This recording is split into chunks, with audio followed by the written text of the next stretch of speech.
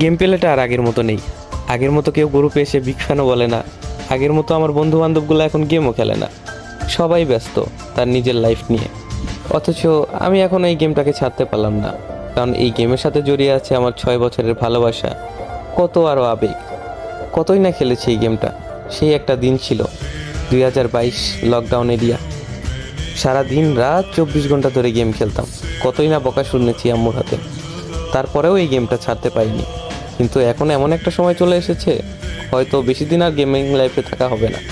Game প্লের যে অবস্থা দেখতে পাচ্ছ তোমরা, আগে যেখানে 6টা প্লেয়ারে ইজিলি মাইরা দিতে পারতাম, এখন 4টার মাঝখানে ঢুকে একটারে মারতেই কষ্ট হয়ে যায়। আর এই কথাগুলো আমি এখন কেন বলতেছি তোমরা অনেকেই বুঝবা না, কারণ তোমরা কিছু কিছু নতুন প্লেয়ার আছো যারা এইগুলাকে জাস্ট মজা হিসাবে নিবা। কিন্তু ওল্ড প্লেয়ার যারা আছে, যারা তাদের গেম প্লে হারাইছে, তারা অবশ্যই আমার এই বেদনাটা বুঝবে। তারা আমার কষ্ট